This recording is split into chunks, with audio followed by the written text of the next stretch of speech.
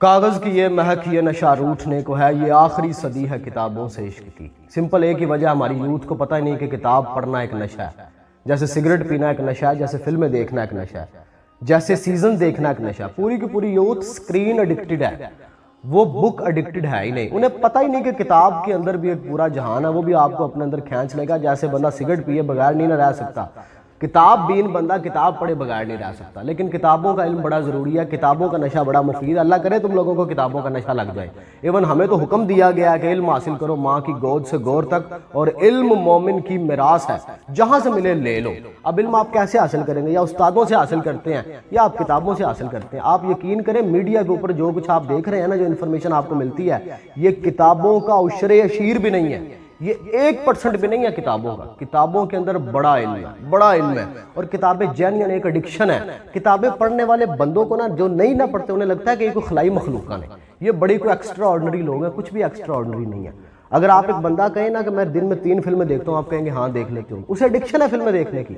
एक बंदा जो किताबें पढ़ता है वो दिन में एक एक किताब पढ़ लेता है। पाकिस्तान में ऐसे लोग मौजूद हैं, ऐसे रीडर्स हैं जो महीने में 20-20, 22-22 किताबें पढ़ते हैं। मेरे साथ एक ही कमरे में बैठे होते हैं मेरे दोस्त, एक सिटिंग में किताब पढ़ लेते हैं। 300-400 सफ़ों की किताब वो पढ़ लेते हैं। पढ़ तो मैं भी लेता हूँ, लेकिन मैं सिटिंग 2-3 में पढ़ता हूँ, क्योंकि मेरा मिजाज थोड़ा सा और है। मैं जरा कीन ऑब्जर्वर हूँ। कहीं को बहुत अच्छी बात आ गई, बड़ा अच्छा वाक़या आ गया, बड़ा अच्छा जुमला आ गया, मैं बंद कर देता हूँ। फिर मैं कई घंटे उसे एंजॉय करता हूँ, उस बात को, उस जुमले को।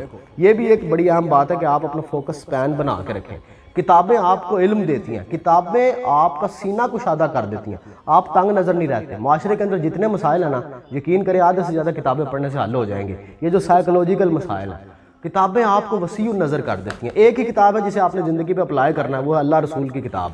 वो मेरे रसूलुल्लाह सल्लल्लाहु अलैहि वसल्लम पे जो किताब नाज़िल हुई, कुरान हकीम, उसे आपने ज़िंदगी पे अप्लाई करना है। बाकी इल्म सारा हासिल करें।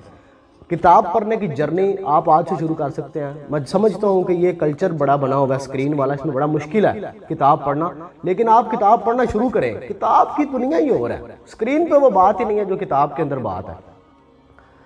किताबें शायद हम 2 सदियों के लोग हैं, 90s में पैदा होने वाले 2 कल्चर देखे हैं, इसलिए शायद कुतुब बीनी का शौक रहा, या फिर पता नहीं अल्लाह की मेहरबानी थी ये पैदा हो गया। लेकिन ये जर्नी बड़ी अजीबो गरीब है, ये ज़िग-ज़ैग है। 7 क्लास 8 क्लास के अंदर था जब मैं बड़ी पढ़ता था, वो बच्चों के बाग, टार्जन की कहानियाँ, उमरू यार। फिर मैंने पढ़ी इमरान सीरीज़, फिर देवता की एक सीरीज़ आई, बड़ी लंबी सीरीज़, आप में से किसी ने पढ़ी होगी, टेलीपैथी के ऊपर, वो पूरी सीरीज़ पढ़ी। फिर मैंने किताब पढ़ी जिसने किताब बीनी का शौक पैदा कर दिया, जानिए, वो थी दास्तान ईमान फरोशों की। अल्तमश ने लिखी थी वो किताब, सुल्तान सलाहुद्दीन अय्यूबी की ज़िंदगी के ऊपर जो है वो पूरी किताब थी, बड़ी ज़बरदस्त किताब। आज भी अगर किसी बंदे को किताब बीनी का शौक ना और वो चाहे कि पैदा हो जाए, वो किताब पढ़ ले, रिकमेंडेड है बेबी, खासकर यूथ को, उन्हें मज़ा आएगा वो किताब पढ़ के। फिर मैंने मल्टायर रिलीजन्स को पढ़ा। ये किताबें पढ़ने के असरात थे कि वो आपको ज़हनी तौर पर कुशादा कर देते कि पढ़ो, सीखो, जो मर्जी, कोई प्रॉब्लम नहीं, जहाँ से इल्म मिल रहा है वो हासिल कर ही जाओ।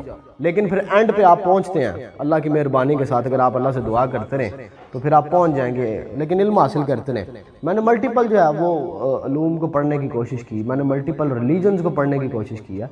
मैंने बुद्धिज़्म को पढ़ा, बल्कि बुद्धिज़्म के ऊपर मैंने एक पूरा थीसिस भी लिखा था, और मेरा फेवरेट है वो महात्मा सिद्धार्थ बुद्धा। फिर मैंने क्रिश्चियनिटी को पढ़ा, जो प्योर क्रिश्चियनिटी थी, कि कैसे उसके अंदर तब्दीलियाँ आ गई। ये जो क्रिश्चियनिटी अब आपको नज़र आती है, इसके अंदर इतनी खराबियाँ कैसे आ गई।